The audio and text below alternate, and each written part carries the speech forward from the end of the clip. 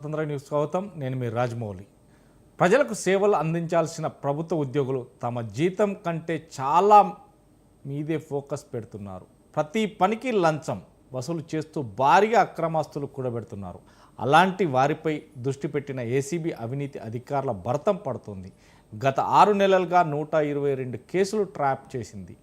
2024తో మొత్తం 129 కేసులు నమోదు కాగా ఈ ఏడాది 6 నెలల్లో కాలంలోనే 122 మందిని ట్రాప్ చేసింది. వీరిలో 100 మందికి పైగా ప్రభుత్వ అధికారులు ఉన్నారు. తాజాగా నీటిపారుదల శాఖ నూనె శ్రీధరి ఇళ్లలో తనిఖీలు కూడా నిర్వహించగా 200 కోట్ల ఆస్తుల్ని కూడా గుర్తించారు. మరి ప్రభుత్వ అధికారుల అవినీతి అడ్డుకట్ట పడేదెప్పుడు? సర్కార్ పెద్దలు హెచ్చరిస్తున్నా వినేదెవ్వరు. కఠిన శిక్షలు విధిస్తేనే దారికొస్తారా? ఇలాంటి అంశాలపై వాటి మిడ్ డే డిబేట్లో చర్చిద్దాం.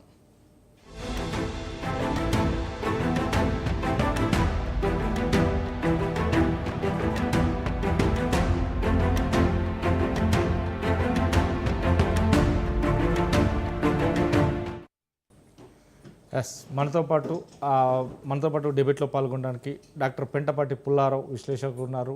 అదేవిధంగా Reddanna retired IPS officer, Niranjan Yadav Congress రాష్ట్ర నాయకులు, అదేవిధంగా అడ్డెం రామ్రెడ్డి బీజేపీ రాష్ట్ర నాయకులు, గౌతమ్ ప్రసాద్ బీఆర్ఎస్ రాష్ట్ర నాయకులు కూడా మరికొద్ది దేశంలో జాయిన్ అవుతారు. ముందుగా రెడ్డన్న గారు, సార్ నమస్తే అండి. నమస్కారం అండి. నమస్తే. మనం రోజు చూస్తున్నాం, ఏదైతే ప్రజలకు సేవ చేయాల్సినటువంటి గవర్నమెంట్ అధికారులే వారి కకృతికి అలవాటు పడి బల్ల కింద చేతులు పెట్టి లక్షల కోట్లకు వ్యాపారాలను విస్తరించుకునేలాగా వారు డబ్బులు వెనక వేస్తున్నారు.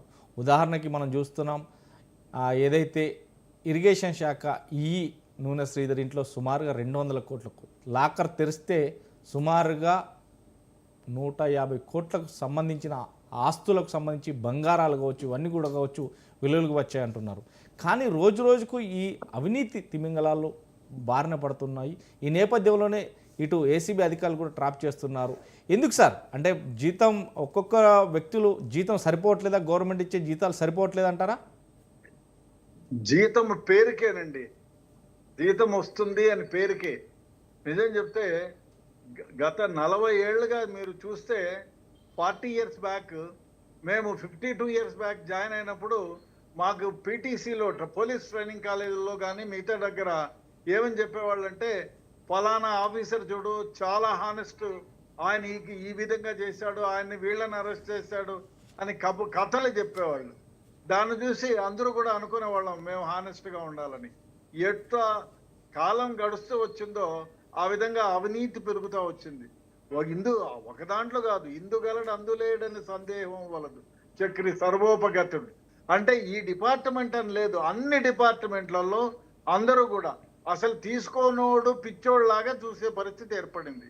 దానికి కారణం ప్రజల్లోనూ ఆ విధంగా ఆఫీసర్లలోనూ ఎథిక్స్ మారల్స్ కొరబడిపోయాయి. ఎవరన్నా పని చేసుకోవాలంటే వాడు చేయలేదా, అరే 10 రూపాయలు పడేరా చేస్తాడు అనే విధంగా ప్రజల్లో ఉంది. ప్రభుత్వంలో పనిచేసే వాళ్ళు వాళ్ళని నియమించిండేదే డబ్బులు తీసుకొని పని చేయడానికి. అరే భగవంతుడి దయ వల్ల నాకు ఈ జాబ్ వచ్చింది, నేను కష్టపడి ప్రజలకు సేవ చేయాలా అనే భావన తొలగిపోయింది. సేవ కాదు, వాళ్ళని ఏ విధంగానైనా మనం చేసిన పనికి 1కి 4 లబ్ధి కలిగించే విధంగా మనం డబ్బులు తీసుకోవాలనేటువంటి వ్యవహారం అందరిలోనూ ఇప్పుడు డబ్బు తీసుకునే, ముందు కాలంలో డబ్బు తీసుకునే వాడిని వేళ్ల పైన లెక్కించాలా, కానీ ఇప్పుడు అది రివర్స్ అయింది. డబ్బు తీసుకొని వాళ్ళని మనం వేళ్ల పైన లెక్కించాలా. దీనికి కారణం మా సమాజంలో వచ్చిన పెను మార్పు, అదేవిధంగా దురాశతో ఏమంటే వాడు ఇన్ని కోట్లు సంపాదించాడు, వానికి సొంత ఇల్లు ఉంది, మంచి కారు ఉంది, మంచి బంగ్లా ఉంది, వాళ్ళ పిల్లల్ని అమెరికాకు 50 లక్షలు పెట్టి పంపించాలి, ఈ విధంగానే మాట్లాడుకుంటున్నారు తప్ప, ఒరే మనం భగవంతుడి దయ వల్ల నాకు ఈ జాబ్ వచ్చింది, నేను కష్టపడి పని చేయాలి, ప్రజలకు సేవ చేయాలి, తద్వారా మెప్పు పొందాలి అనే వారి సంఖ్య పోను గణనీయంగా తగ్గిపోతూ ఉంది. దానికి ఒకరని కాదు, ఒక డిపార్ట్మెంట్ అని కాదు, అన్ని డిపార్ట్మెంట్లలో ఇదే పరిస్థితి. ఎందుకంటే అవినీతి ఆ విధంగా ప్రజ్వరిల్లిపోయింది. దీన్ని ఒక దాటిన కట్టేసేదానికి యాంటీ కరప్షన్ బ్యూరో ఉన్నప్పటికీ ఆ దాన్ని ఆ పట్టుకున్నప్పుడు చూద్దాంలే అనే భావంలోనే ప్రతి ఒక్కళ్ళు, ఇప్పుడు మీరు చూడండి, ఆయన ఎవరో ఇరిగేషన్ డిపార్ట్మెంట్లో ఒక ఈఈ గారు 200 కోట్లు సంపాదించినాడంటే, అంటే ఆయన సంవత్సరానికి నెలకు ₹1 1 లక్ష వెనకేసుకుంటే 10 ఏళ్లలో ఆయన గడించేది ₹1 అంతే కదా. 20 ఏళ్లలో ఆయన గడించేది 2 కోట్లు. ఆ 20 ఏళ్లలో 200 కోట్లు గడించారు అంటే లెక్క పెట్టుకోండి అవినీతి ఎంత ఎక్కువగా ఉందో, ఏ స్థాయిలో ఉందో. డెఫినెట్ గా దీనికి ఆ సమాజంలో వచ్చిన పెనుమార్పు. అదేవిధంగా నేను ఇవ్వను అంటే ఏం పీకుతాడండి, చేయాలి కదా. వాడు మనకి ఎట్లా ఉందంటే, ఇవాళ అప్లికేషన్ ఇస్తే అర్ధ గంటలో మనకు పర్మిషన్ కావాలి. అదే ప్రొసీజర్ ఉంటుంది, దాని ప్రకారం ఎందుకు చేయడు అడిగి కనుక్కుందామనేటువంటి ఆలోచన వీళ్ళల్లోనూ లేదు. ఏదో ఒక రకంగా మనకు పని కావాలి. అరే అది కాదయ్యా, న్యాయంగా నేను పని చేయించుకోలేకపోతే అన్యాయంగా పని చేయించుకుంటే ఇతర వానికి అన్యాయం జరుగుతుంది కదా అనేటువంటి భావన ప్రజల్లోనూ లేదు. ఈ విధంగా ప్రభుత్వ ఉద్యోగుల్లో కూడా మనం ఇది ఉండేది ఎందుకు, వాడికి 10 రూపాయలు సహాయం చేసాము, మనం 100 రూపాయలు తీసుకుంటే తప్పేముంది అనే భావనలో ఉన్నారే. నువ్వు అసలు డిపార్ట్మెంట్లోకి వచ్చిందే ప్రజలకు సేవ చేయడానికే అనే భావన ఏ కోశాను లేకుండా పోయింది. దానివల్ల ఏమైంది, అవినీతి పెంచి పెరిగిపోయింది. మీరు 200 కాదు 2000 అయినా ఇంకా దొరుకుతూనే ఉంటారు, భయపడే పరిస్థితి ఉండదు. ఇది పోను డిగ్రేడ్ అవుతుంది, డిమారలైజ్ అవుతా ఉంది. దానివల్ల ఎవరు ఇప్పుడు ఇచ్చేవాడు నేను ఇవ్వను అంటే ఏం పీకుతాడండి, అది కాదు కదా. ఇస్తాడు, ఇచ్చి నాకు తొందరగా పని చేయాలా, అవినీతిగా చేయాలా, నాకు ఇప్పుడు నువ్వు నీతిగా నిజాయితీగా అప్లై చేస్తుంటే వాడు ఎందుకు నువ్వు ఏదో కొరవ చేసినావు, దానికి 10 ఇంతలు వాడు డబ్బు తీసుకుంటున్నాడు. ఇదే ఆసరా. సో ఈ విధంగా ఏమైపోయిందంటే సమాజంలో అన్ని విధాల అన్ని చోట్ల ఈ విధంగా అవినీతి ప్రజ్వరిల్లుతుంది, 3 పువ్వులు 6 కాయలుగా. అందువల్ల ఒక డిపార్ట్మెంట్ అని కాదు, అన్ని డిపార్ట్మెంట్లలో కూడా అది ఎగ్జంప్షన్ కాదు, అన్ని డిపార్ట్మెంట్లో కూడా ఇది ఈ విధంగా జరుగుతూనే ఉంది. చూస్తూ చూడనట్టు ఊడుకునే వాళ్ళు చాలా మంది ఉన్నారు. తీసుకుంటే ఏముందిలే అనే వాళ్ళు ఉన్నారు. ఇచ్చినారులే, పని చేసినాం కాబట్టి ఇచ్చినారులే అనే భావన వీళ్ళల్లోనూ ఉంది. అందువల్ల ఏమైపోయిందంటే, అరే ఒకటి మీరు అప్లై చేసిన వాళ్ళు నీతిగా నియమంగా చట్ట ప్రకారం నేను అప్లై చేశాను, వాడు ఎందుకు అని క్వశ్చన్ చేసే బాధ్యత లేదు. వాడు అక్కడ అవినీతి పరంగా అంటే వాడికి 2 గజాలు పక్కకు జరిగితే గవర్నమెంట్ ల్యాండ్ ఉంది, అది నాకు వద్దు అని అనుకోడు. ఆ 2 గజాలు జరిగింది, 2 గజాలకు ₹1,00,000 దక్కన 2 లక్షలు, వానికి 50,000 ఇస్తే తప్పేముంది అనేటువంటి భావన ప్రజల్లోనూ ఉండిపోయింది. ఇటు పనిచేసే వాళ్ళల్లో కూడా వాడికి 2 లక్షలు లాభం చేసేటప్పుడు నాకు 50,000 తీసుకుంటే తప్పేముంది అనే భావన వీళ్ళల్లోనూ పెరిగిపోయింది. దానివల్ల అవినీతి ప్రజ్వరిల్లుతుంది, పెట్టిపోతుంది. ఆ విధంగా అవినీతి అంతు లేకుండా పెరిగిపోయింది. సార్ మనకు నిరంజన్ యాదవ్ గారు ఉన్నారు. నిరంజన్ యాదవ్ గారు, మనం ఎప్పుడైతే ఈ నూనె శ్రీధర్ను చూసాం, నూనె శ్రీధర్ గతంలో కూడా కాళేశ్వరం ఈగా పనిచేశాడు. ఈ నేపథ్యంలోనే తాను ప్రస్తుతానికైతే ఏదైతే ఎస్ఆర్ఎస్పి డివిజన్ 8లో ఈగా తను పనిచేస్తున్నాడు. తన అవినీతి భాగోతాన్ని కూడా ఏసీబీ అధికారులు బయటపెట్టారు. ఈ నేపథ్యంలోనే తనకు హైదరాబాద్తో పాటు 15 చోట్ల ఆస్తులు ఉన్నట్టు కూడా ఏసీబీ అధికారులు గుర్తించారు. హైదరాబాద్, కరీంనగర్, వరంగల్లో 19 ప్లాట్లు, తెల్లాపూర్లో ఒక విల్లా, అమీర్పేట్లో ఒక కమర్షియల్ కాంప్లెక్స్, కరీంనగర్లో 16 ఎకరాల వ్యవసాయ భూమి, హైదరాబాద్లో ఇండివిజువల్ ఒక హౌజు, నాంపల్లిలో మల్టీ స్టోరేజ్ బిల్డింగు, పలు హోటళ్లకు బినామీ పెట్టుబడులు పెట్టినట్టు ఏసీబీ అధికారులు కూడా సోదాల్లో తేలినట్టు కూడా సమాచారం. తన కొడుకు మ్యారేజ్ ఏదైతే ఉందో ఆ నూనె శ్రీధర్ ఆ మ్యారేజ్ని థాయిలాండ్లో చేసినట్టు కూడా ఆధారాలు తీసుకున్నారు. అంటే ఈ అవినీతి ఒక్క అధికారి 200 కోట్లు సంపాదిస్తే అసలు భారతదేశంలో కావచ్చు, లేదంటే మన తెలంగాణలో కావచ్చు, అంటే ఎలా నాశనం అయిపోతుంది ఈ రాష్ట్రం అనేది పెద్ద చర్చగా మారుతుంది. దీనిపై ఏమంటారు?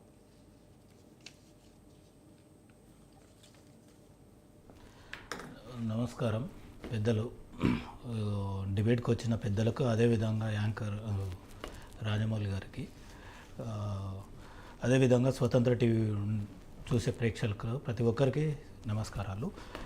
ఈరోజు ఏసీపీ ఒకటి కాదు, ప్రభుత్వంలో ఉండే ఉన్నతాధికారులు ఈ వ్యవస్థను ప్రోత్సహించడం వల్ల, అదేవిధంగా ఏ ప్రభుత్వాలు మారుతున్న కొద్దీ గత 10 ఏళ్లలో టీఆర్ఎస్ ప్రభుత్వం కావచ్చు, అంతకుముందు ఉండే కాంగ్రెస్ ప్రభుత్వం కావచ్చు, అంతకుముందు ఉండే టీడీపీ ప్రభుత్వాలు పార్టీ కావచ్చు, ఈరోజు దారుణం ఏంటంటే ఉన్నతాధికారులు వారి యొక్క స్వార్థాల కోసం, అదేవిధంగా పైన ఉండే నాయకుల కోసం పనిచేయడము, అదేవిధంగా ఈ వ్యవస్థలను అంటే ఈ యొక్క ప్రభుత్వంలో ఉండే నిజాయితీ ఉండే వ్యవస్థ పర్సన్స్ని కూడా వ్యక్తులను కూడా ఈరోజు స్వార్థం అంటే ఇట్లాంటి లంచాలు తీసుకోకపోవడం వల్ల నువ్వు చేయలేదని ఒక అంటే అంటారు కదా, మందు దాగనోడు వచ్చేసి మందు దాగతోని చెడగొట్టినట్టు వాణ్ణి చెడగొట్టి అనే తత్వం ఈరోజు కనబడుతుంది.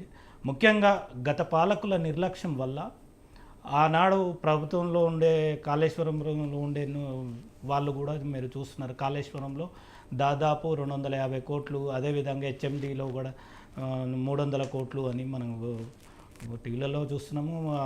అవి ఏసీబీ రైట్స్ చేసినప్పుడు వాళ్ళ దురాగతాలు, వారి యొక్క ఆస్తుల విధానాలు తెలుస్తుంటే మన ఆశ్చర్యంగా ఉంది. ఏ ఒక్క రాజకీయ నాయకుడు చేయలేదు, అంత దారుణం లేవు. అదేవిధంగా ఇప్పుడు పేదవాడు వచ్చినప్పుడు మనం కుత్బులాపూర్ చూసినాం గత 3 ఏళ్ల క్రితం.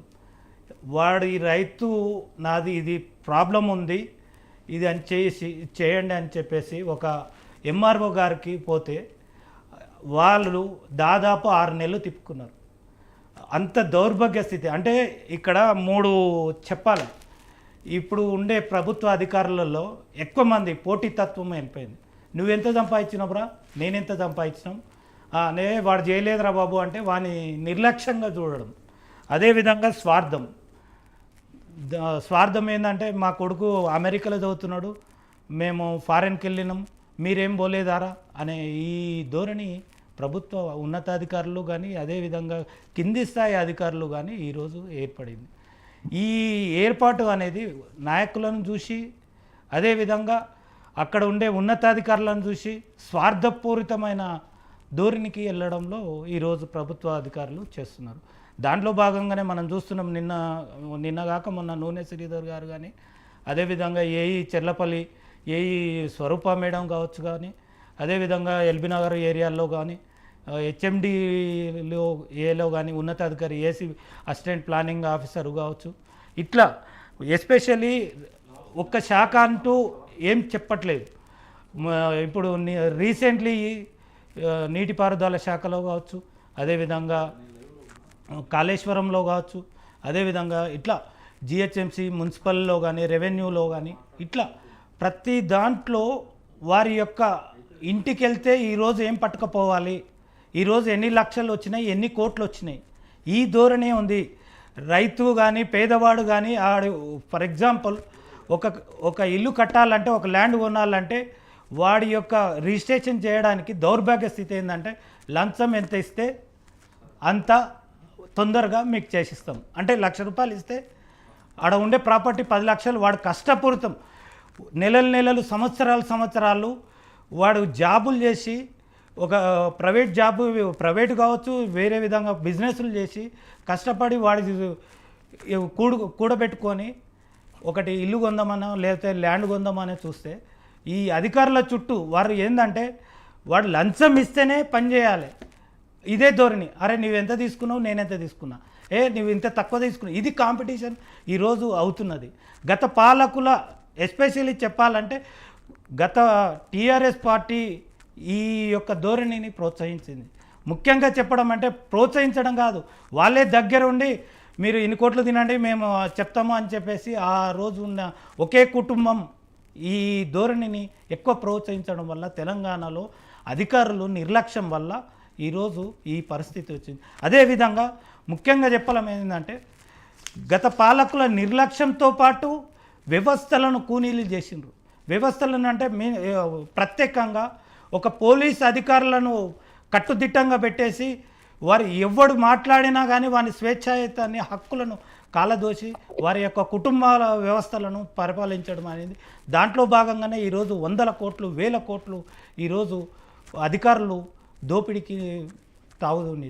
అదేవిధంగా ఇంకోటి చెప్పడం ఏంటంటే ఈ యొక్క కాంపిటీషన్ వ్యవస్థను కంట్రోల్ చేయాలంటే ఉన్నతాధికారులను ట్రాన్స్ఫర్ చేయడం కానీ లేకపోతే అదేవిధంగా సస్పెండ్ చేయడం కానీ చేయబోతున్నది.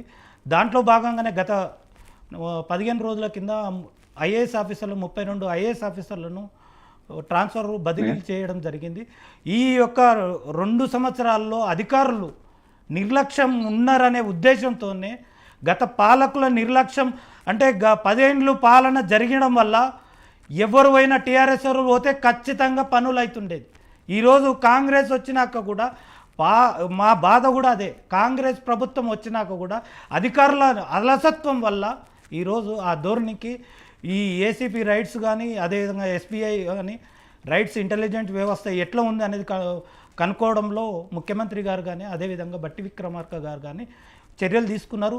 దాంట్లో భాగంగానే ఈ 2 సంవత్సరాల్లో కింది స్థాయి నుంచి పై స్థాయి వరకు ఒక ఐఏఎస్ ఆఫీసరు, ప్రిన్సిపల్ సెక్రటరీలు, అదేవిధంగా ఏఈలు, హెచ్ఎండిఏలో ఉండే అధికారులు, ఏసీపీలు ఇట్లాంటి వ్యవస్థలను కట్టుదిట్టం చేయడానికే ఈరోజు పూనుకొని ముఖ్యమంత్రి గారు కానీ మంత్రులు కానీ అదేవిధంగా బట్టి విక్రమార్క గారు కానీ ఈరోజు స్ట్రిక్ట్గా తీసుకొని ఎస్పెషల్లీ ముఖ్యంగా హైదరాబాదు సరౌండింగ్ ఉండే ఏ ప్రాంతాలలో ఈ ధోరణిలు ముఖ్యంగా అధికారులు నిర్లక్ష్యం చేయడం, కింద స్థాయి నుంచి పై స్థాయి వరకు ఒక రూట్ మ్యాప్ లాగా కింది స్థాయికి ఒక ఆఫీసర్లో ఉండే క్లర్కు లేదంటే ప్యూను వాళ్ళ దగ్గరకు పోయి చెప్తే ఆడ మూమెంట్ ఆయన తీసుకుపోయి ఉన్నతాధికారికి.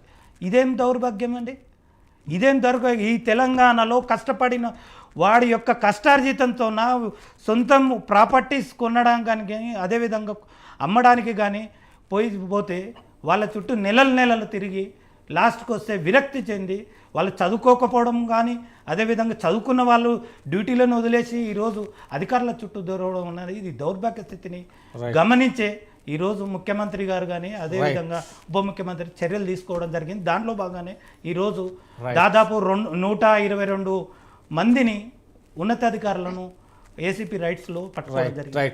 అడ్డం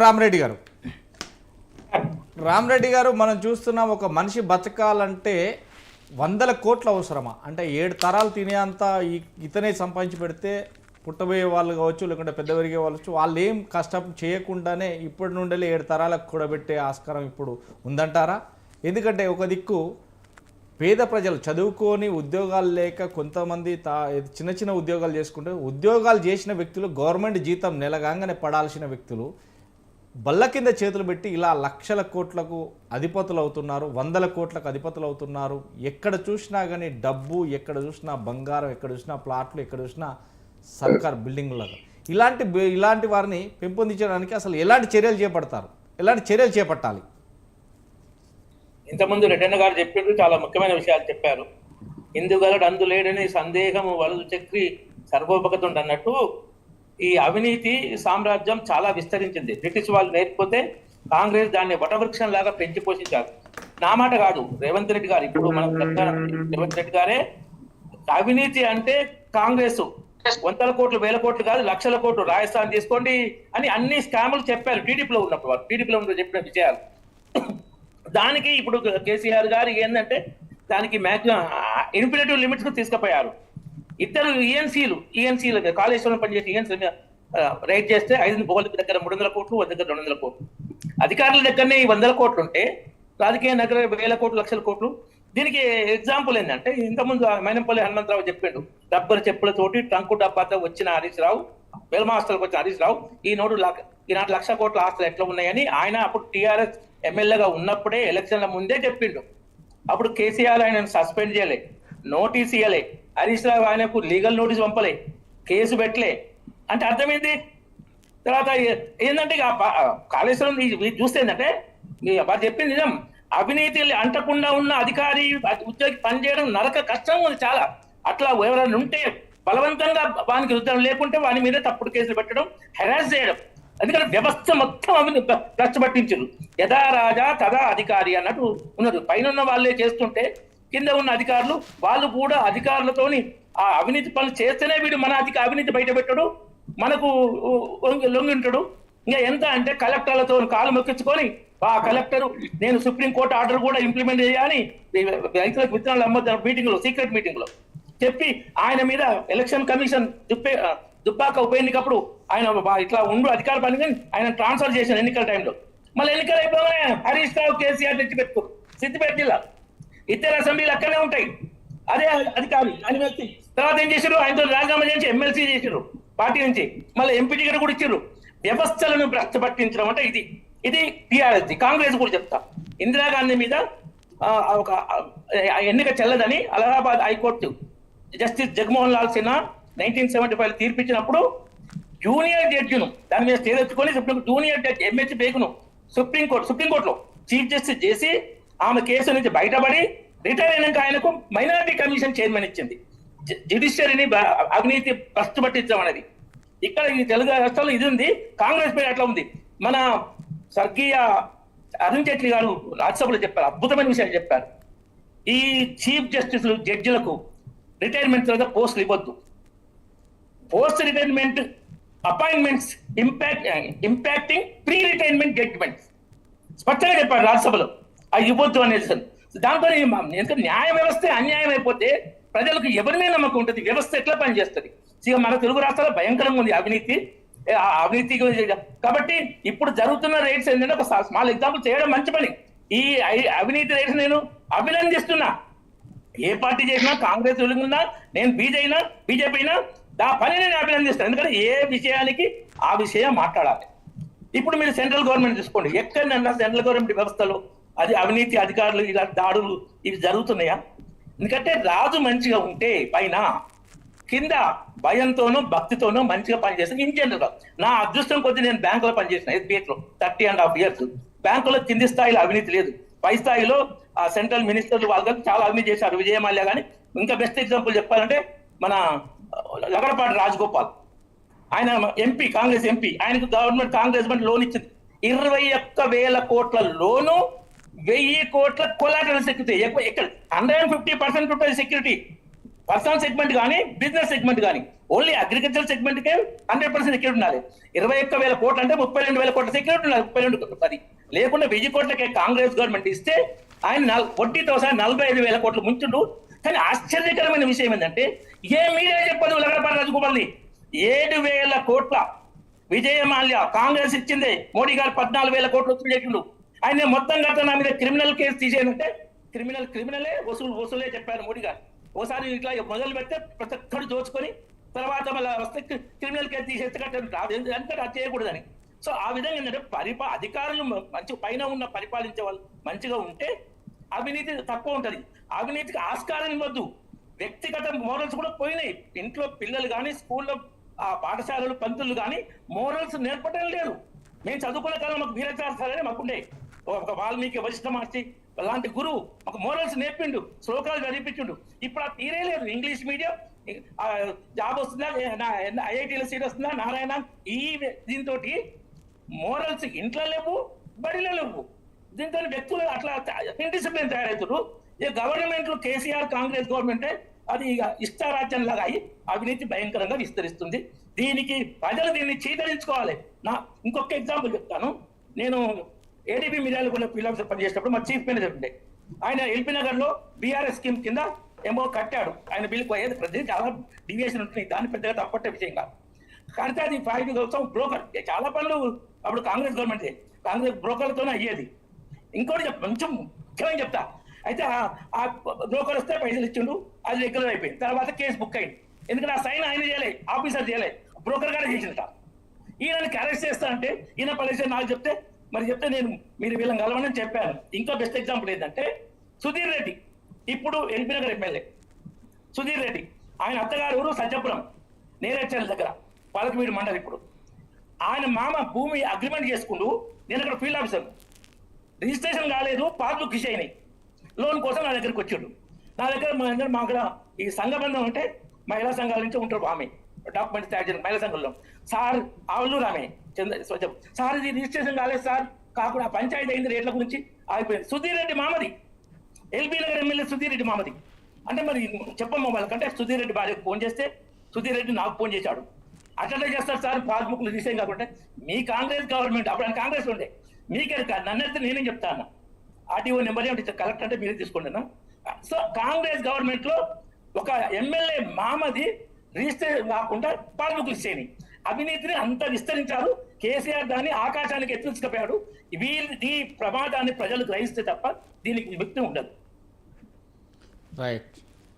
గౌతమ్ ప్రసాద్ గారు, సార్ నమస్తే సార్. గౌతమ్ ప్రసాద్ గారు, మనం ఏదైతే చూస్తామో నూనె ప్రసాద్ గారు, నూనె శ్రీధర్ గారు, ఏదైతే నూనె శ్రీధర్ అనే వ్యక్తి 200 కోట్లకు పడగెత్తాడు. కానీ అనతి కాలంలోనే ఎప్పుడైతే కాళేశ్వరం ఈగా పనిచేశారో తాను అప్పటి నుండి కూడబెట్టుకున్న సొమ్మే ఇదంతా కూడా అంటున్నారు. అంటే ఇంత కూడబెట్టుకోవడానికి గల కారణాలు ఏమై ఉంటాయి అంటున్నారు. ఎందుకంటే పెద్ద ఆరోపణలు మాత్రం వస్తున్నాయి దీనిపైన. సరే, చర్చలో పాల్గొన్న పెద్దలందరికీ, మీకు, మన ప్రేక్షకులందరికీ కూడా నమస్కారం సార్. సార్, అంటే ఈ అవినీతి జాడ్యం ఎక్కడున్నా దానిని మేము ఖచ్చితంగా తీవ్రంగా ఖండించాల్సింది సార్, ప్రతి ఒక్కళ్ళము. అది Congress party, BRS party, BJP party, లేకపోతే ఇంకొకళ్ళ అనేది నేను ప్రస్తావించాను. ఈ సమాజము ఎప్పుడైతే అవినీతికి తావులేని సమాజం ఉన్నప్పుడు మాత్రమే ఒక దేశము త్వరితగతంగా అభివృద్ధి చెందడానికి కానీ పురోభివృద్ధి చెందడానికి కానీ అవకాశం ఉంటుంది. ఈ విషయాలలో మనం ఎవరం కూడా, నాకు తెలిసి ఈ చర్చలో పాల్గొంటున్న వాళ్ళందరూ కూడా ఏకాభిప్రాయంతోనే ఉన్నారని చెప్పేసి అయితే నేను అనుకుంటున్నాను. రెడ్డన్న గారు కావచ్చు, రామరెడ్డి గారు కావచ్చు, లేకపోతే యాదవ్ గారు కావచ్చు, మీతో సహా ప్రతి ఒక్కళ్ళం కూడా, అంటే ఈ అవినీతి వలన ఎటువంటి నష్టం జరుగుతుంది, ఏ విధంగా ఇబ్బందులు అవుతున్నాయి, అంటే రూట్ లెవెల్లో ఎంత పెద్ద ఎత్తున సమస్యలు వస్తున్నాయి అనేది మనం అందరం కూడా చూసిన వాళ్ళమే, తెలిసిన వాళ్ళమే. కానీ అందరూ శాకాహారులే, రొయ్యల మూయిలు ఏడబోయాయని చెప్పేసి ఒక సామెత ఉంటుంది సార్. అంటే మనం అందరం రాజకీయ పార్టీలలోనే ఉన్నాం, అదేవిధంగా అధికారులుగా ఉన్న వాళ్ళం ఉన్నాం, లేకపోతే ఆయా రంగాలలో ఒక ప్రధానమైన బాధ్యతలలో ఉన్నవాళ్ళు ఉన్నారు. అంటే ప్రతి ఒక్కళ్ళు ఖచ్చితంగా దీన్ని వ్యతిరేకించాల్సిందే అంటారు, అదేవిధంగా దాన్ని రూపుమాపాల్సిందే అని చెప్పేసి మాట్లాడుకుంటాం. కానీ ప్రాక్టీస్లో మాత్రం అది మాపలేకపోతుంది. అదే ఈరోజు అధికారుల లెవెల్లో ఏ విధంగా అయితే అవినీతి జరుగుతుందో, అంతకంటే 2 3 4 100 రెట్ల ఎక్కువలో రాజకీయ అవినీతి కూడా విపరీతంగా ఉన్నదనేది ఎవరన్నా కాదంటారా చెప్పండి? 100% ఎవరు కాదన్నారు. కాబట్టి ఈ విషయాలు మనం మాట్లాడుకోకుండా, అక్కడ పైననే, అది ఏ పార్టీ అయినా కావచ్చు, అది పైన నుంచే ప్రక్షాళన జరగకుండా కింద అధికారుల్ని ప్రక్షాళన చేసుకుంటూ చేస్తాము, లేకపోతే ఈరోజు 100 పెట్టిన కేసులు, 200 పెట్టిన కేసులు, 300 పెట్టిన కేసులు అని చెప్పేసి అని అనుకుంటే అది సాధ్యమవుతుందా? సాధ్యం కావడానికి అవకాశం ఉంటుందా? ఎన్ని 100 కేసులు పెట్టినాం అనేది కాదు సార్, ఈ 100 కేసులలో ఎంతమంది కాంప్రమైజ్ అయ్యారు, ఎంతమంది శిక్షల దాకా వెళ్ళారు, ఎంతమంది మధ్యలోనే డ్రాప్ అయ్యారు, ఇవి కూడా కావాలి కదా లెక్కలు. ఇందాక మన యాదవ్ గారు కావచ్చు, లేకపోతే రామరెడ్డి సార్ కావచ్చు, అంటే దీనికి ఆజ్యం పోసిందే బీఆర్ఎస్ అన్నట్లుగా మాట్లాడుతున్నారు. అంటే అవినీతికి బీఆర్ఎస్ పార్టీ సార్, దయచేసి మీరు ఎవ్వరు మాట్లాడద్దు. నేను మాట్లాడిన తర్వాత మీరు కౌంటర్ చేయండి, ఏమన్నా మాట్లాడండి. ఓకే, నేను ఎందుకు సైలెంట్ గా ఉన్నానంటే, మీ మాటలు నేను విందామని చెప్పేసి పూర్తిగా నేను ఒక్క మాట కూడా, మీరు ఎన్ని మాటలున్నా కానీ నేను ఏం మాట్లాడకుండా ఉన్నా. నేనేమంటున్నానంటే, బీఆర్ఎస్ పార్టీ వచ్చిన తర్వాతనే కాళేశ్వరంలో అవినీతి జరిగింది, లేకపోతే ఇంకో దగ్గర అవినీతి జరిగింది, 100 కోట్ల రూపాయలు అక్కడ సంపాదించుకున్నారు, ఇక్కడ సంపాదించుకున్నారు అని చెప్పేసి మాట్లాడుతున్నారు. కాంగ్రెస్ పార్టీ అధికారంలో ఉన్నప్పుడు ఎందులో ఎన్ని కోట్ల రూపాయల అవినీతి జరిగిందో తెలియదా? మనకు తెలియదా?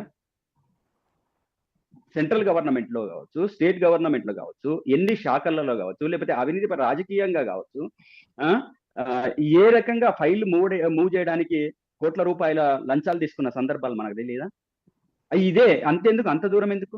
ఇప్పుడు ఇదే ప్రభుత్వం, ఇప్పుడు కాంగ్రెస్ ప్రభుత్వం, ప్రజెంట్ కాంగ్రెస్ ప్రభుత్వము బట్టి విక్రమార్క ముందు గారి ముందు శూరుడు ధీరుడు రేవంత్ రెడ్డి గారు వీరుడు శూరుడు ధీరుడు అని చెప్పేసి మాట్లాడుతున్నారు కదా యాదవ్ గారు.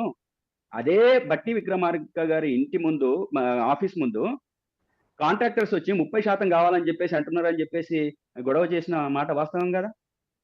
మనకు తెలియదా? కాంగ్రెస్ పార్టీకి కళ్ళు మూసుకుపోయినాయా? చెవులు వినబడట్లేదా? నిన్నగాక మొన్న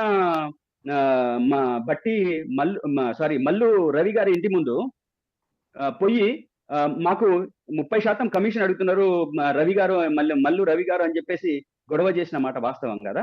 హైకమాండ్కు కంప్లైంట్ ఇచ్చిన మాట వాస్తవం కదా? ఇవన్నీ మర్చిపోతారా? మీరు ప్రక్షాళన విషయంలో మీరు మాట్లాడతారా? మీరు మాట్లాడడం సంతోషమే, కానీ మీరు చేస్తున్నది ఏంది? కళ్ళ ముందు కనపడేది ఏంది? యాక్టివిటీస్ కనపడట్లేదా మీకు? కాంగ్రెస్ పార్టీకి, కాంగ్రెస్ ప్రభుత్వానికి కింద వాళ్ళకేమో మీరు ఇబ్బందులు పెడతారు, పై వాళ్ళేమో మీరు 30%, 20% ఇవి బయట మాట్లాడుకుంటున్నారు. కమిషన్ శాతం ఎంత? బట్టి విక్రమార్క అంటే 8% అని మాట్లాడుతున్నారు. ప్రతి విషయంలో 8%. ఇది ఎవరు చెప్పాలి? ఎవరు మాట్లాడాలి? అంటే వీటి విషయంలో మీకు ఎవరికి నోరు పెగలట్లేదా? వాస్తవాలు కాదా? ఇది ఏమన్నది కాదు కదా, బీఆర్ఎస్ పార్టీ లేవనెత్తిన అంశాలు కాదు కదా ఇవి, లేకపోతే నమస్తే తెలంగాణ రాసిన ఆర్టికల్స్ కాదు కదా ఇది. స్వయంగా కాంగ్రెస్ పార్టీ ఆఫీసులలో జరిగిందే కదా, వాళ్ళ ద్వారానే బయటకు వచ్చింది కదా. ఏ న్యూస్ ఛానల్ అయినా దాని మీద హైలైట్ చేసిందా? ఏ న్యూస్ పేపర్ అయినా హైలైట్ చేసిందా? ఎందుకు చేయట్లేదు? ఎందుకు మాట్లాడట్లేదు? ఎందుకు రావట్లేదు వాళ్ళ నోట్ల నుంచి మాటలు? ఇవి కాదా రైట్ మన కళ్ళ ముందు రాష్ట్రం నాశనం కావడానికి కారణం? ప్రసాద్ గారు మళ్ళీ మీ దగ్గర నేను వస్తాను సార్. 1 minute sir please. నేను వినండి, నాకు చాలా తర్వాత ఇచ్చారు టైం. అదేవిధంగా ఈరోజు బీజేపీ పార్టీ మాట్లాడుతూ ఉంది. ఏమని? అవినీతి అట్లా జరిగింది, మా ప్రభుత్వం చాలా బాగా ఉంది సెంట్రల్ గవర్నమెంట్లో అని చెప్పేసి మాట్లాడుతున్నారు. సార్ శరద్ పవార్ తమ్ముడు పేరు నాకు గుర్తు రావట్లేదు. ఇళ్ల కుంభకోణం ఏమైంది సార్? అంతకు ముందు ఉన్నది 1,000 కోట్ల రూపాయల కుంభకోణం. సుజనా చౌదరి 100 కోట్ల రూపాయల కుంభకోణం ఏమైంది సార్ బీజేపీలోకి పోయిన తర్వాత? సీఎం రమేష్ టీడీపీలో ఉన్నప్పుడు చేసిన కుంభకోణం ఎంత? అదేవిధంగా ఇప్పుడు బీజేపీ పార్టీలోకి పోయిన తర్వాత ఆయన మీద కేసు నడుస్తుందా సార్? అదేవిధంగా ఇప్పుడు మీరు ఇక్కడ నుంచి పారిపోయిన విజయ్ మాల్యా, అదేవిధంగా నీరవ్ మోదీ, నోవల్ చాక్సీ వీళ్ళ మొన్న వీళ్ళ ఫైళ్ళు ఎందుకు కాలిపోయినాయి సార్? ఎందుకు సెక్రటరియట్లో, సెంట్రల్ సెక్రటరియట్లో వాళ్ళ ఫైల్స్ మాత్రమే ఎందుకు కాలిపోయినాయి సార్? వాళ్ళ ఫైలు మాత్రమే కాలిపోయింది. ఎందుకు కాలిపోయింది? 1,000 కోట్ల రూపాయలు వాళ్ళు దేశం విడిచి పారిపోయే సందర్భంలో ఎవరున్నారు సార్ అధికారంలో? హేమంత్ బిశ్వ శర్మ అవినీతి ఎంత? కాంగ్రెస్ పార్టీలో ఉన్నప్పుడు ఎంత? ఈ రోజు కాంగ్రెస్ పార్టీ నుంచి వచ్చిన తర్వాత బీజేపీలో చేరిన తర్వాత అంటే నిర్మా పౌడరా, వాషింగ్ పౌడర్ నిర్మా అన్నట్టు. అంటే నేనేమంటున్నానంటే ఈ పార్టీ ఆ పార్టీ ఏ పార్టీ అనేది కాదు, మనం అందరం కూడా ఒక బాధ్యతాయుతమైన ప్లేస్ లో ఉన్నప్పుడు, అంటే నేను బీజేపీ ఒకదానికి అనట్లేదు, నేను బీఆర్ఎస్ ఒకదానికి అనట్లేదు, లేకపోతే నేను కాంగ్రెస్ పార్టీకి అనట్లేదు, లేదా XY పార్టీకి అనట్లేదండి. మనం అందరం కూడా నా పార్టీ బాగుంది, పక్క పార్టీ బాగాలేదని చెప్పేసి అనడం తప్పు అంటున్నా నేను. రైట్ ప్రసాద్ గారు, నేను మళ్ళీ మీ దగ్గరికి వస్తాను. ప్రసాద్ గారు, నేను మళ్ళీ మీ దగ్గరికి వస్తాను. డాక్టర్ పెంటపాటి పుల్లారావు గారు, ఒక్క నిమిషం, నేను మళ్ళీ మీ దగ్గరకు వస్తాను. మళ్ళీ మీ దగ్గరకు వస్తాను, మళ్ళీ మీకు అవకాశం ఇస్తాం, మళ్ళీ మీ దగ్గరకు వస్తాం. పుల్లారావు గారు నమస్తే అండి.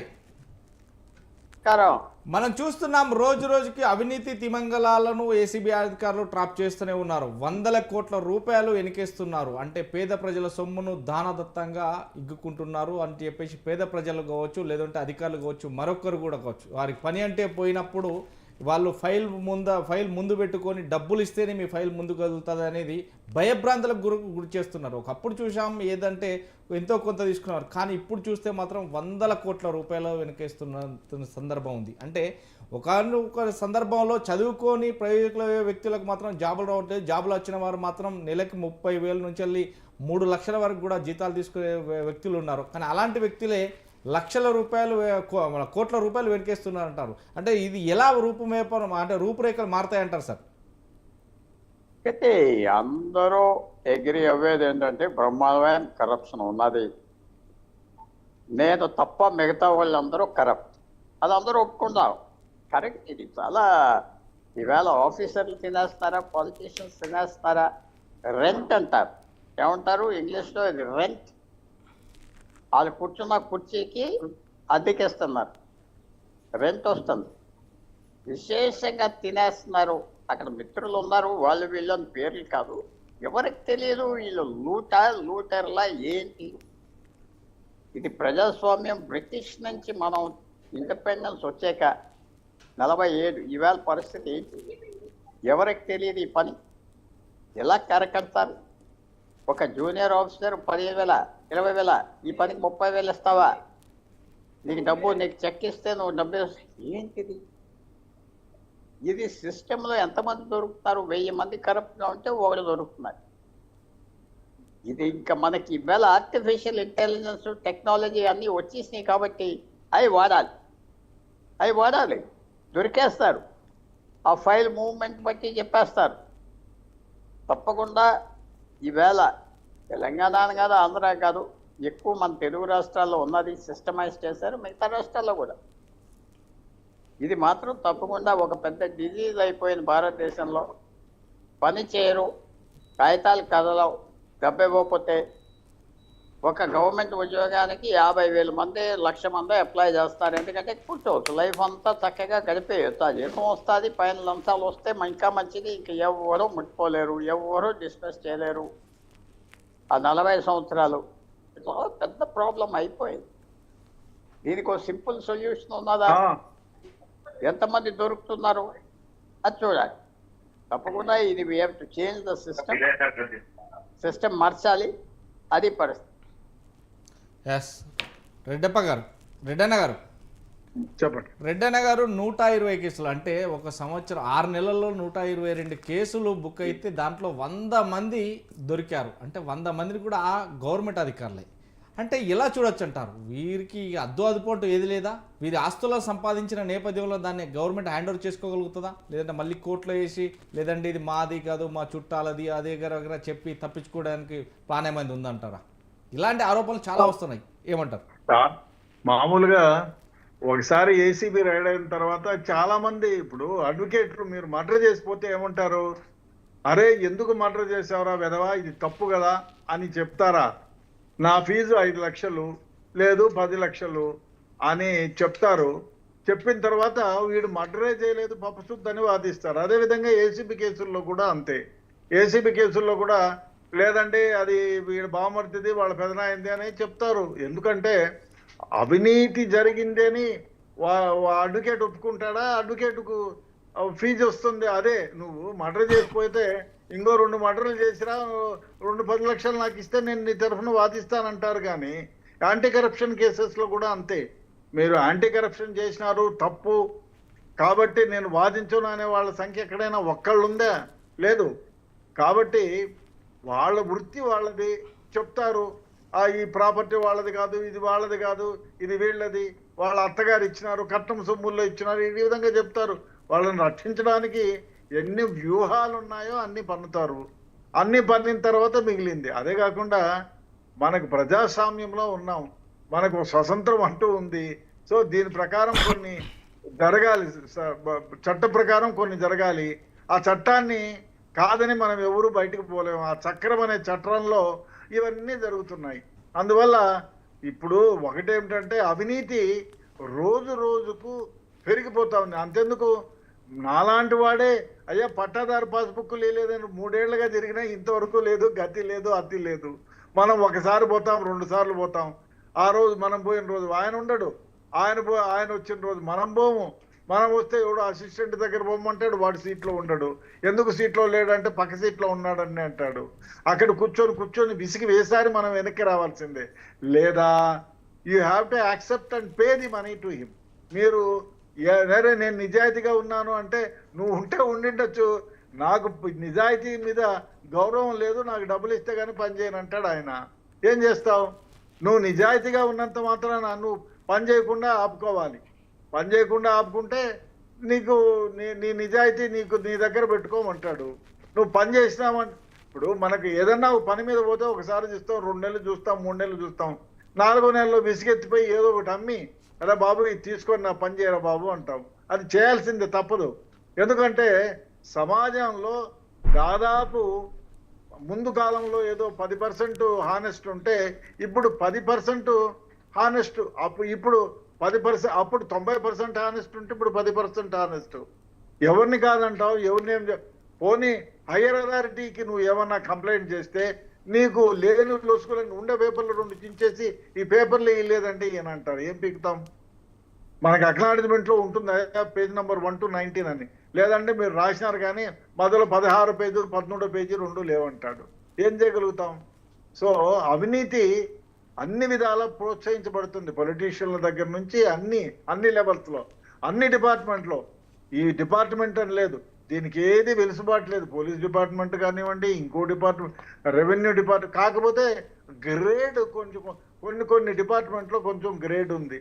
కొన్ని దాంట్లో ఫిక్స్ చేసేసారు, ఇది దీనికేమో 10%, దానికేమో 4%, దీనికేమో 5%. అదంతా మామూలేనండి. రిజిస్ట్రేషన్ ఆఫీస్కి ఇంకో దానికి పో, ఇదంతా మామూలే. కాబట్టి ప్రక్షాళన ప్రజల్లోనే రావాలి, తిరుగుబాటు ప్రజల్లో రావాలి. నేను ఇవ్వను, అందరూ ఇవ్వకపోతే ఏం చేస్తారు అంటే న్యాయంగా వీడు కూడా అప్లై చేసేవాడు కూడా ఏమైపోతుంది, అరే నాకు తొందరగా కావాలనో, లేదు వేరే వాళ్ళ దాంట్లో నుంచి అవినీతిగా కొంచెం పక్కకు కొట్టేయాలనో, ఆ విధంగా ఉన్నారు. అంటే వీడే ఇప్పుడు అవినీతిగా వీడు ఉన్నప్పుడు డెఫినెట్గా అవతలోడు కూడా అవినీతి ఎక్స్పెక్ట్ చేస్తాడు. ఇప్పుడు నువ్వు ఏదన్నా చెప్పి అరే నాకు ఇది ఇవ్వాలి, నువ్వు చేస్తావా చెయ్యవా అని అడిగే అథారిటీస్ కూడా లేరు కదా. పైన నుంచి కింది వరకు అదే విధంగా ఉంటే ఎవరు అడుగుతారు మిమ్మల్ని? సార్ ఎన్నిసార్లు తిరిగినా ఆయన ఏదో మాట్లాడతారు, సార్ ఎక్కడి నుంచి వస్తాయి సార్, మేము రాలేమండి, ఎండగా ఉండండి, 4 గంటల తర్వాత రండి, ఈ విధమైన సమాధానాలు ఉంటాయి. దానికి తోడు ఎక్కడ పైన నుంచి కింది వరకు అంతా అవినీతి ఉంటే దీన్ని క్వశ్చన్ చేసేవాళ్ళే ఉండరు. కాబట్టి ఇది ఈ విధంగా జరుగుతూ ఉంది. మనం ఈ విధంగా మాట్లాడుకుంటామే తప్ప ఈ అవినీతి ప్రక్షాళన అనేది ముందు ప్రజల్లోనే రావాలి. మీరు డబ్బులు తీసుకొని ఎందుకు ఓట్లేస్తారండి? లేదు, అక్కడి నుంచి మొదలు కావాలి. నువ్వు హానెస్టీ నుంచి మొదలవుతే డెఫినెట్గా అందరూ హానెస్ట్గానే ఉంటారు. అది లేదు కదా, కొరబడిపోయింది. అదే కాకుండా మీరు ఎథిక్స్ మారల్స్ సమాజంలో కొరబడిపోయినాయి. ముఖ్యంగా అక్కడి నుంచి మొదలు పెట్టండి. స్కూళ్ళల్లో, కాలేజీల్లో ఎథిక్స్ గురించి, మారల్స్ గురించి మీ పిల్లలకు బోధన చేయండి. హానెస్ట్గా ఉండాలా, సింపుల్సిటీ ఉండాలా అనేది మన పిల్లలకు మనమే బోధించడం లేదు. నేను ఏ విధంగా చేసి నా కొడుకుని ఎయిర్ కండిషన్ కార్లో, ఎయిర్ కండిషన్ స్కూళ్ళల్లో పెట్టాలనేటువంటి భావనే, ఏదో విధంగా సంపాదించి పెట్టాలనే భావన మీలో ఉంది. వాడు మా నాయన ఎయిర్ కండిషన్ బోర్డులో పెట్టారని ఏదో క్లర్క్ పని వేస్తే ఊరికే ఉంటాడని, నేను మళ్ళీ ఎయిర్ కండిషన్కి పోవాలి కదా, ఏదో విధంగా డబ్బు సంపాదించాలంటారు. కాబట్టి ఎథిక్స్ మారల్స్ ప్రజల్లో పోను డిమారలైజ్ అయిపోతున్నాయి, డిటీరియేట్ అయిపోతున్నాయి. ఇది అయినంత కాలము మనం ఏమీ చేయలేము. కాబట్టి ఎథిక్స్ మారల్స్ ప్రజల్లో కొరవడకుండా చేయవలసినటువంటి బాధ్యత ప్రజలది, ఆ ప్రజలను పాలించే ప్రభుత్వానిది. అది కొరవడినంత కాలం మీరు 100 కేసులు కాదు 5,000 కేసులు పెట్టినా ఇది మారదు. అదే విధంగా ప్రక్షాళన అనేది ప్రజల నుంచి మొదలు కావాలి. నేను ఇవ్వను, 100 మంది పోయినా మేము ఇవ్వము అంటే నువ్వు నీతిగా ఉంటే, అవినీతిగా ఇప్పుడు నువ్వు ఏదన్నా ఒక అవినీతి పని చేసేట్టుగా ఉంటేనే డబ్బులు ఇవ్వాలా. నీతిగా చేసినా నువ్వు డబ్బులు ఇచ్చేది మొదలు పెడితే it is his birth right అనుకుంటాడు. బర్త్ రైట్ అంటాడు వాడు ఇచ్చినా నువ్వు ఎందుకు ఇవ్వు, వాడు హానెస్టే, నువ్వు ఎందుకు ఇవ్వనే భావన వాళ్ళు కలెక్ట్ చేసుకునే వాళ్ళు కలుగుతుంది. లేదు, వీ విల్ నాట్ గివ్ అంటే వాడు చచ్చినట్టు చేస్తాడు కదా. అదే విధంగా పై ఆఫీసర్లు కూడా ఆ విధంగా చేయగలగాలి. అది కొరబడిపోయింది. కాబట్టి అందరు నలుగురితో పాటు నారాయణ అని దండం పెట్టుకొని పోవాలంతే. రైట్. నిరంజన్ యాదవ్ గారు, మొత్తం మీద ఏదైతే ప్రభుత్వాలు అనుకుంటే ఆ ప్రభుత్వం ఉన్నప్పుడు ఆ ప్రభుత్వం చేసేది, ఈ ప్రభుత్వం ఉన్నప్పుడు ఈ ప్రభుత్వాలను కాకుండా అధికారులు లంచాలు తీసుకున్నప్పుడు వారిని అడ్డుకట్ట వేసే అధికారులు ఇంకా ఉంటారు, ఆ అధికారులకు సంబంధించిన నాయకులు ఉంటారు. అసలు ఈ లంచాలు అనేది రాకుండా ఉండాలంటే ఏం చేయాలి? అసలు ఎలాంటి ప్రభుత్వం ఏర్పడాలి? ఆ ప్రభుత్వ అధికారులు ఎలాంటి చేయాలి? జనం కూడా ఒక మార్వేషన్ అంటే జనం తిరగబడాలి. ఇప్పుడు అన్నట్టు రెడ్డన్న అన్నట్టు జనం కూడా తిరగబడాలి, ఒక మార్పు రావాలి, ఒక ప్రక్షాళన రావాలి అంటుంది. అంటే ప్రక్షాళన అంటే ఎలా వస్తుంది అంటే ఎవరికైనా షార్ట్ కట్ అనేదే సింపుల్ సొల్యూషన్ అయితే ఉంది. షార్ట్ కట్ ఒక 45 రోజులకు కావాల్సింది 2 రోజుల్లో కావాలి అనే షార్ట్ కట్ ఉంది. అంటే ఇలాంటి వారిపైన ఎలాంటి చర్యలు తీసుకోవాలి? ఇప్పుడున్న గవర్నమెంట్ ఎలా చర్యలు తీసుకుంటుంది ఇలాంటి వ్యక్తులపైన? ఇప్పుడు మీరు ప్రక్షాళన అన్నందుకు నేను చెప్పాలి, ముఖ్యంగా గత పాలకుల నిర్లక్ష్యం వల్ల ఈ అధికారుల ప్రక్షాళన అనేది రాకపోవడం ఒకటి పొరపాటు. అదేవిధంగా ఈ దేశంలో జరుగుతున్న అన్యాయాలు ఇదే సిస్టమ్ నడుస్తున్నది. అది ముఖ్యంగా ఆర్ఎస్ఎస్ విధానంలో నడుస్తున్నది. ఇప్పుడు మీరు చూడండి, అధికారులది ఆర్ఎస్ఎస్లో పనిచేస్తే చాలు, ఎక్కడనో ఒక దగ్గర వాళ్ళని రిక్రూట్మెంట్ చేయడం, వాళ్ళ త్రూ నుంచి ఈ సిస్టమ్ను తయారు చేస్తున్నది. అదేవిధంగా మధ్యప్రదేశ్లో కానీ హర్యానాలో సీఎంని మార్చడం కానీ, అస్సాంలో ఆయన మీద వ్యతిరేకత కానీ అస్సాం సీఎం మీద, అదేవిధంగా మణిపూర్లో విధ్వంసకాలు సృష్టించడానికి కానీ ఇవన్నీ ధోరణి, ఆదాని అంబానీల కట్టుబెట్టడంలో కానీ ఈడ కార్పొరేట్ సిస్టమే అధికారుల త్రూ నుంచి చేయించుకుంటుంది. అది బీజేపీ విషయంలో చెప్పాలి. అదేవిధంగా టీఆర్ఎస్ అన్నారు, ఇందాక అన్నారు గౌతమ్ ప్రసాద్ అన్నట్టు మేమేదో చేసినాము అది ఏదో చేసినాము. ముఖ్యంగా మీరు తెలుసుకోవాల్సింది గత మిషన్ భగీరథలో ఎన్ని లోపాలు అయినాయి. అదేవిధంగా కాళేశ్వరం అని ఇప్పుడు కాళేశ్వరం విచారిస్తుంటే మీకు అది కనబడుతున్నాయి. ఇది కాంగ్రెస్లో కూడా ఉన్నాయి, వాస్తవం ఒప్పుకోవాలి. కానీ కాంగ్రెస్లో ఈరోజు ఆ పరిస్థితి లేదు. ఆ ప్రక్షాళనలో భాగంగానే మీరు అర్థం చేసుకోవాలి. ఈరోజు ఆ వ్యవస్థలను రద్దు చేయడానికి ఇప్పుడు బ్రిడ్జిలు జిహెచ్ఎంసీలో ఎన్ని బ్రిడ్జిలు కట్టిండ్రు, దాంట్లో మిషన్ భగీరథ కావచ్చు, కాకతీయ కావచ్చు, హైదరాబాద్ పరిసర ప్రాంతాల్లో మొత్తం ఫ్లైఓవర్లు, మొత్తం వేల కోట్లు దోపిడీ. ఇవన్నిటికీ కారణం ఎవరు? రాజకీయ నాయకులతో పాటు అధికారులు ఉన్నారు. వీటిని ప్రక్షాళన చేస్తున్నాం మేము. కాంగ్రెస్ ప్రభుత్వం 100% చేస్తుంది. దాంట్లో భాగంగానే ఈరోజు కాళేశ్వరంలో ఉండే 107 మందిని, క్రిమినల్ యాక్ట్లో 33 మందిని విచారించి చేస్తున్నాం. అదేవిధంగా ఏసీపీ రైట్స్ అనేవి ఇది ఒక కాంగ్రెస్ ఒకటే కాదు, ఈ దేశంలో ఈ ప్రక్షాళన వ్యవస్థ గ్రామ స్థాయి నుంచి తేబోతుంది. అది ముఖ్యంగా కాంగ్రెస్ ప్రభుత్వం. ఎందుకు చెప్తున్నా అంటే ఈరోజు ధరణి తీసుకోండి. గత 10 ఏళ్లలో ఏ గ్రామం పోయినా సరే ఆ విఆర్ఏ వ్యవస్థలలో ఉంటే అడ్డం వస్తుందని ఎంఆర్ఓలకు అప్పచెప్పి ఎంఆర్ఓలకు నచ్చినట్టు ఇష్టం వచ్చినట్టు ధరణిలో పేర్లు ఎక్కియడం, ఆ విలేజ్ విస్తీర్ణ ఎంత ఉన్నది కరెక్ట్ దాంట్లో లేకపోవడం. ఆ యొక్క ఒక రైతు ఉన్నారంటే ఆ రైతు ఈ అధికారుల చుట్టూ తిరగడానికి కష్టపూరితంగా ఉండేది. ఆ ధోరణిని ఈరోజు మేము ధరణి రూపంలో భూభారతి రూపంలో మేము తీసుకొచ్చాం. ఈ ప్రక్షాళన రావాలని ముఖ్యంగా ఈ దేశంలో భూమి మీదనే ఎక్కువ సంపద ఉంది. ఏ ప్రభుత్వాలైనా నిలబడేది భూమి మీద. అదేవిధంగా పట్టణాలలో ఉండేది మున్సిపాలిటీల వ్యవస్థలను రద్దు చేయబోతున్నాం. ఇది కూడా అర్థం చేసుకోవాలి. ఎందుకంటే భూభారతి వల్ల ప్రతి పేదవాడు కానీ, అక్కడ ఉండే వ్యాపారులు కానీ, అదేవిధంగా ప్రైవేటు పనిచేసే జాబులు చేసే ఉద్యోగకారులు కానీ వీళ్ళందరూ ప్రభుత్వ అధికారుల చుట్టూ తిరగడం అయింది. దీనిని మేము రూపుమాపడానికే ఈరోజు ధరణిని మార్చి భూభారతిని తీసుకొచ్చడంలో ప్రక్షాళన గ్రామ స్థాయి నుంచి చేయబోతున్నాం. దాంట్లో భాగంగానే ఈ ఎగ్జాంపుల్ సార్.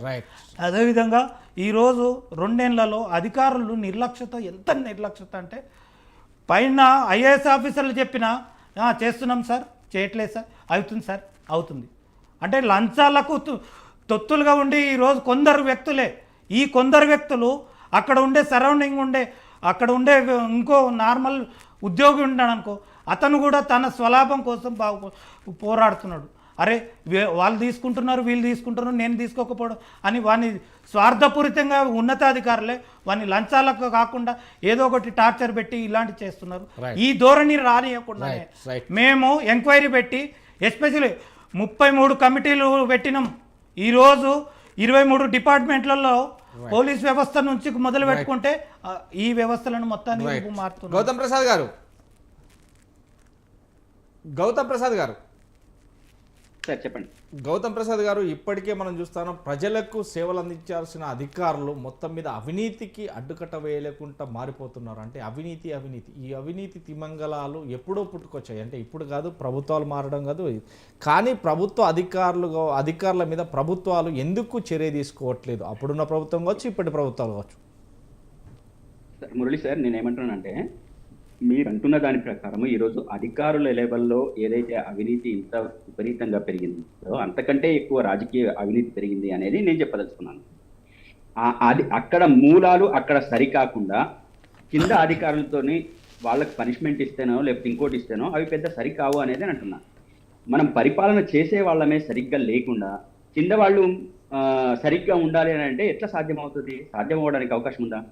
నేను గతం నుంచి ఇప్పుడు యాదవ్ గారు మాట్లాడింది, ప్రక్షాళన చేసుకొస్తాము మేము కాంగ్రెస్ పార్టీ గాని. అసలు ఈ రాష్ట్రాన్ని అత్యధిక కాలం, ఈ దేశాన్ని అత్యధిక కాలం పరిపాలించిందే కాంగ్రెస్ పార్టీ కదా సార్. మరి ఆ రోజు ఎందుకు ప్రక్షాళన చేయలేదు? ఆనాటి నుంచి ఈనాటి దాకా ఎన్ని 2G స్ప్రిక్టన్ కేసు కుంభకోణం దగ్గర నుంచి అనేక కుంభకోణాలు కాంగ్రెస్ పార్టీలో, అదేవిధంగా బీజేపీ పార్టీలో, అదేవిధంగా ఇతర రాష్ట్రాలలో, ప్రతి రాష్ట్రంలో ప్రతి పార్టీ దీంట్లో ఇన్వాల్వ్ అయింది సార్. అంటే ఇన్వాల్వ్ అయిన రాజకీయ పార్టీల దగ్గర నుంచి ఈ ప్రక్షాళన జరగకుండా కింద అధికారినో లేకపోతే ఇంకొకడనో మనం ప్రశ్నించి వాళ్ళని సరిచేస్తామని చెప్పేసానంటే అది సాధ్యం కాదు. అది మా ప్రభుత్వమైనా, రేపు అదే కాంగ్రెస్ ప్రభుత్వమైనా, లేకపోతే బీజేపీ ప్రభుత్వమైనా, పై ఉన్న వాళ్ళందరూ కూడా సరి అయినప్పుడు కింద అధికారులు సరిగా అవడానికి అవకాశం ఉంటుంది అనేది మనం ప్రతి ఒక్కరం అంగీకరించాల్సిన సత్యం. ఇది చేయకుండా మనం ఎంత మాట్లాడినా కానీ మిగతా అంశాలన్నీ వేస్ట్ అవుతాయి. రైట్ అడ్డం రామరెడ్డి గారు. రామరెడ్డి గారు, ఇప్పుడు మనం చూస్తున్నాం ఏదైతే ప్రక్షాళన దిశగా పోవాలంటే, ప్రజలకు న్యాయం జరగాలంటే, అధికారులు లంచాలు తీసుకోవద్దంటే ఎలాంటి చర్యలు చేపట్టాలి అనేది మాత్రం వస్తుంది. ఇప్పుడు పేద ప్రజలపైన చాలా వరకు కూడా ప్రజల దగ్గర నుంచి చాలా వరకు వందల కోట్లు సంపాదిస్తున్న అధికారులు, ఈ అధికారులకు కొంచెమైనా పేద ప్రజలపైన కనికరం రావాలంటే, వాళ్ళ పనులు చక్కగా నడవాలంటే మీరు ఎవరికి డబ్బులు ఇవ్వకూడదు, ఖచ్చితంగా పని చేస్తానికి అంత సమయం పడుతుంది, ఇన్ని రోజులు పడతా అని ప్రత్యక్షంగా చెప్పేవాళ్ళు లేరంటారా? ఇలాంటి ఆరోపణలే వస్తున్నాయి, ఏమంటారు? ఇలా చాలా అంశాలు ఉన్నాయండి. అవినీతి వ్యవస్థ కారణాలు, దాని నిర్మూలన చేయాల్సిన విషయాలు. ఇప్పుడు యథా రాజా తదా ప్రజ అన్నట్లు ముఖ్యమైన పైన ఉన్న వాళ్ళే పోచుకుంటే మామూలు కాదు, భయంకరంగా. ఇప్పుడు నేను ఆవిడని చెప్పాను, ప్రధాని చెప్తాను, గుజరాత్ చౌదరి లోను, బ్యాంక్ లోన్, అది కుంభకోణం కాదు, బ్యాంక్ లోన్ ఎక్కువ చేస్తే ఇప్పుడు అది నేషనల్ కంపెనీ దానికి కూడా కేసు వేసింది. ఎక్కడ ఏ కేసు ఎవరి మీద బీజేపీ తీసేది. బీజేపీ గవర్నమెంట్ లో చెప్పిన వీళ్ళ పేర్లు ఎవరు బీజేపీ గవర్నమెంట్ లో ఉన్నవాడు బీజేపీ ఎందుకు ఇస్తున్నారు సార్? అవినీతి మరక ఉన్న వాళ్ళని బీజేపీ సార్ లక్ష కోట్లు గత 10 ఏళ్ల నుంచి మాఫీ చేసింది. బ్యాంకు లోన్ రీపేమెంట్ చేయలేదు సార్. 1,00,000 కోట్లు మీ ప్రభుత్వమే ఇప్పటి వరకు 1,00,000 కోట్లు ఒక పేదవాడికి లేదా అధికారులు మోసాల వల్లనే. అది మీకు అర్థమైతే లేదు. ఇప్పుడు నీరవ్ మోదీ ఎవరు? మీ ప్రభుత్వమే కదా. ఇప్పుడు నీరవ్ మోదీ మీ ప్రభుత్వం ఉంటే కదండి. రామరెడ్డి గారు, కుటుంబ ఆస్తులంతా మోడీ గారు కాదు. మీరు 9.5 ఏళ్ళే అధికారులు, 25 ఏళ్ళ నుంచి అధికారులు మోడీ. 5 కోట్లు లేవు ఆస్తులు, 5 కోట్లు లేదు మోడీ గారి ఆస్తులు. ఇప్పుడు కేసీఆర్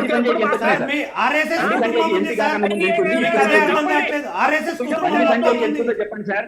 అదాని అంబానీలకు కట్టబెట్టింది 11,000 ఎకరాలు జమ్మూ కాశ్మీర్ తాకట్టు పెట్టిండ్రు. 11,000 ఎకరాలు ఎవడబ్బ పుణ్యాన్ని జమ్మూ కాశ్మీర్ తాకట్టు పెట్టిండ్రు. అది మీకు అర్థమైతే లేదు. 11,000 ఎకరాలు ఎవడబ్బ అధికారుల పుణ్యం కాదా? అధికారుల మోసపూరితం కదా. అప్పుడు వేరే ఆరోపణలు చేస్తున్నారు. అక్కడ 50 లక్షలతోటి 2,000 కోట్ల నేషనల్ ల్యాండ్ ప్రాపర్టీ దిగమింగిరు. అదే చెప్తున్నాము. 11,000 ఎకరాలు ఒక్కొక్కరు వసూలు చేస్తుంది. ఏడా సార్ నల్లధనం అని 1,00,000 కోట్లు అని చేసుకుని ఎప్పుడు వసూలు చేస్తే సార్ మీ ప్రభుత్వం 11 ఏళ్లలో నల్లధనం అని 1,00,000 కోట్లు దోపిడీ చేస్తే దాన్ని తీసుకొస్తామన్నారు. ఎక్కడ వేస్తారు మీ మోడీ? అదే విధంగా ఈ రోజు వజ్రాల వ్యాపారం అని చెప్పేసి గుజరాత్ లో 1,00,000 కోట్లు దోపిడీ చేసిండ్రు. అధికారుల పుణ్యం కాదా? ఎన్నుకుంటే ఈ రోజు ముంబైలో అదే విధంగా ఇప్పుడు కొత్తగా ఎయిర్పోర్ట్ లో ఎవరైతే అధికారుల పుణ్యం కాదా? ఎవరు ఇప్పుడు ఒకరికి ఆదాయానికి ఎట్లా కట్టుబెడతాం సార్? కేసీఆర్ మీద వ్యతిరేకత హైయెస్ట్. సంవత్సరంన్నరకే రేవంత్ రెడ్డి మీద వచ్చింది. ఇన్ని సంవత్సరాల కాంగ్రెస్ పార్టీ వాళ్ళ అధికారంలో ఉన్న రాష్ట్రాల లోకసభ సభ్యుల సంఖ్య ఎంత అంటే 50 కూడా లేదు, 49. హిమాచల్ ప్రదేశ్, కర్ణాటక, తెలంగాణ కలిపి. సార్ మీరు అధికారులు లోక్సభ స్థానాల్లో పదవుల గురించి కాదు సార్ చెప్పాల్సింది. ఇక్కడ కొన్ని లక్షల కోట్లు